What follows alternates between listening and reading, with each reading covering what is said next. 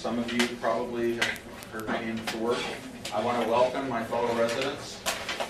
And on behalf of the Brea Voices, I wish to thank you for sharing the next hour and a half with us. As you know, today's featured candidate is Mr. Steve Vargas. Our goal is to learn about his positions on issues of importance to the community and to treat our candidates with respect. The formal questions which will be asked were received from either the Brea Voices or from members of the audience. There are 17 formal questions, including a few softballs. For the first hour, Mr. Keith Fullington will present formal questions to Steve. At the completion of those formal questions, you'll then have the opportunity to ask informal questions for the next half hour. We do ask that if you do have a question, we ask that you please carefully form one question so that it is straightforward and relatively easy for the candidate to answer. Because we want to give them that courtesy that it's understandable, relatively easy to come up with an answer.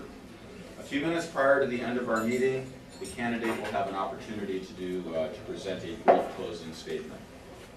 So subsequently, of course, we'll adjourn, call it another successful event. And now let's hear from Mr. Keith Fullington and Mr. Steve Vargas. Thank you. Thank you, Glenn. The second of our series.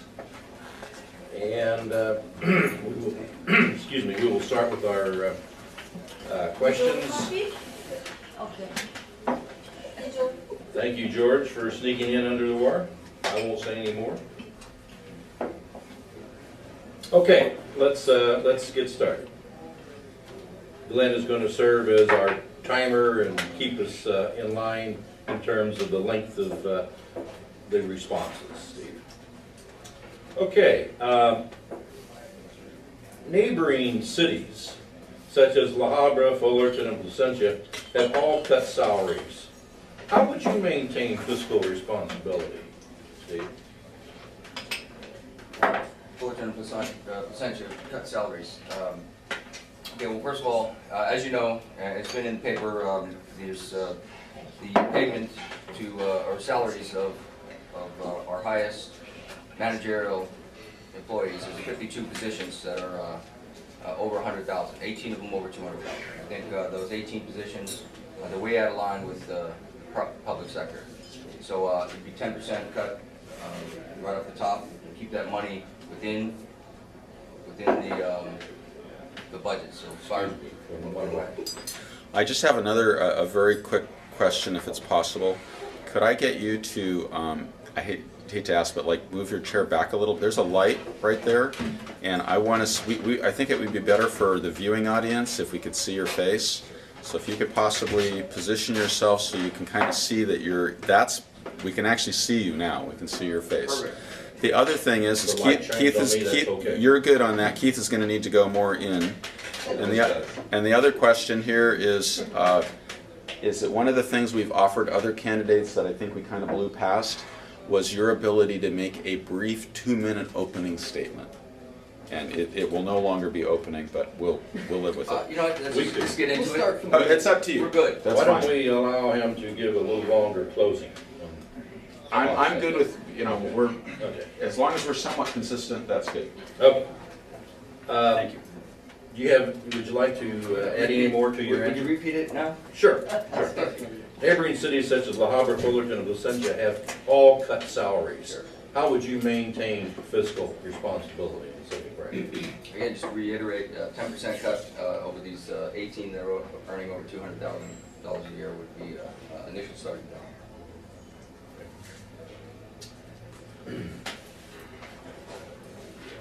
How do you view council's obligation to manage the city and city staff, especially executive management? How do I view his position? Okay, the city manager has a goldenrod sheet, you refer to it as. I don't know if it's still the goldenrod sheet, but essentially what it lays out is that the city manager is in charge of everything, and the council has the only ability to hire and fire the city manager and the city attorney.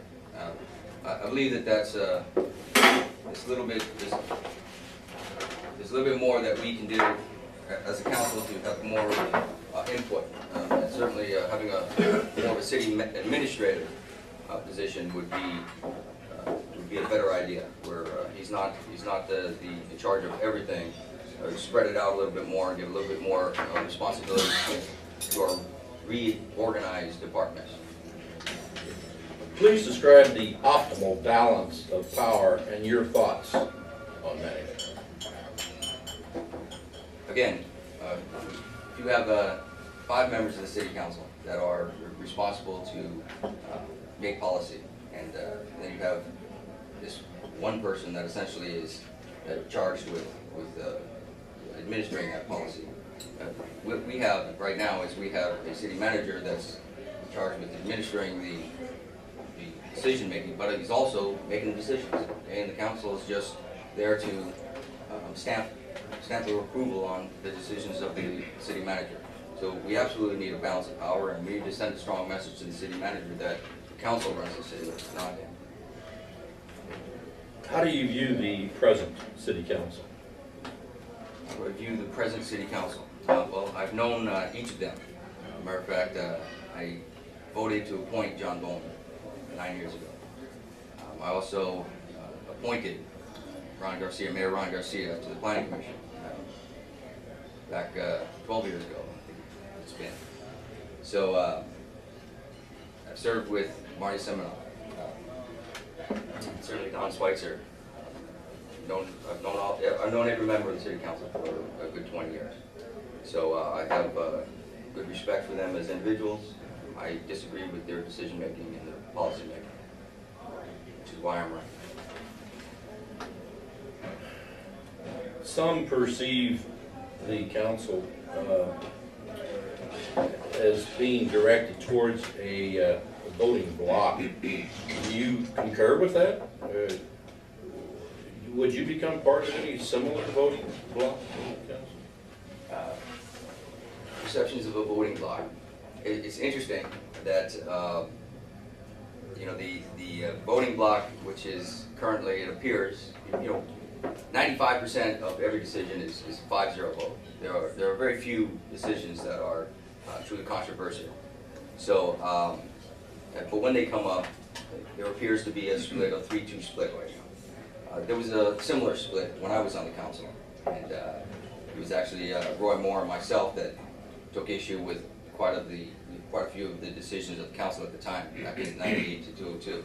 So I think that those blocks, they come and go with the different makeup and the different issues regarding the city. So I would not be a part of any block per se. I'm an independent thinker, and I believe that I've shown that, and I will continue to be an independent thinker. What is your position on a 10-city survey that the city of Brea has used over the years to establish the salary scale that is used within the city? Well, you have to have some measure to compare, which is reasonable. Okay. However, if you use 10 cities that are not the same size or the same makeup of the city that you're trying to put yourself up against, I don't think that's it makes sense. It doesn't match. Okay. So the 10-city survey, if you're going to do something like that, certainly have them balanced to where we're at in our economic development, our economic status, and our future outlook. So I think that is skewed. I think that as we make decisions and increase pay and then compare to the other 10 cities, I think they're making and increasing the pay equally. So I think all we're doing is jacking up 10 cities or 11 cities in our example here. So I think that it's skewed and it needs to be reviewed. I'm going to kind of skip over the second part of that, but I'm going to the third. What changes might you propose to any 10-city survey? Well, again, to have cities that are equal to the city of Brea, okay? And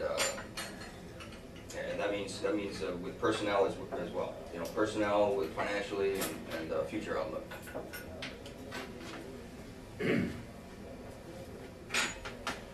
what circumstances, Steve, if any, would prompt you to revisit the fire services delivery decision? Okay, so, fire service delivery. We had over 9 months of public input on that decision, and there were numerous options, but it came down to 5 options that were the key options. And when it appeared that the favored option of the city was not going that way, this new 6th option appeared from nowhere. And it was this 6th option that was reviewed and presented by the city manager and then voted by the city council in just 3 weeks. So I think that was a rush. And I think that that definitely needs to be reviewed and vetted out more thoroughly to find out where did this come from? Does Fullerton want the administrative burden of or cooperation with the city? But what does their council say? So there's a lot more to it. It's not done sealed at all. It's just a beginning process. So that whole vote needs to be reviewed. Absolutely. Should police and fire services be improved, and if so, where should the funding come from? Well, that's a big question. You're mixing apples and oranges. Should public safety be improved? Public safety, you always have to improve public safety. We take the police department first. One of the things about the police department, huge budget, $25 million budget, and I think that one of the mistakes that we made back in the year 2000 was that we dropped out of the North Orange County gang intervention unit. And then essentially that was La Habra and Placentia, which is where most of the gang activity is. And we're in the middle of that. So I definitely think that we should rejoin that and be leaders of that. We do have the financial ability to lead that effort and not leave it to Placentia and La Habra that are on the shorter end of the economic stick, I guess you could say. But I think we should be leading that effort. Okay, do you feel you've properly given us your full response on the fire services? Fire services, okay. Well, the issue with fire services, the way I see it, is that certainly there's economic issues, and all of the proposals we're going to save some amount of money. But nobody's looking at the guys in the field, the ladies and gentlemen that are on the line there. They're looking for opportunities to train. They're not looking for increased benefits or increased pay. Every truck that we have in this city has an average of 2 calls per vehicle. In the city of Fullerton, it's 7 calls per vehicle. So can you imagine these guys, all their years of service and training, and they're bored stiff. They want opportunities to train, to get out there, to do some other things. So I believe that this is more of an opportunity to train and to get out in the field and use their skills. So that is why we need to relook at the whole outsourcing of the fire department. Get guys that want to do more and be active, get them out doing it, and bring in people that here in Brea that are okay with the slower pace and the safer pace of the city.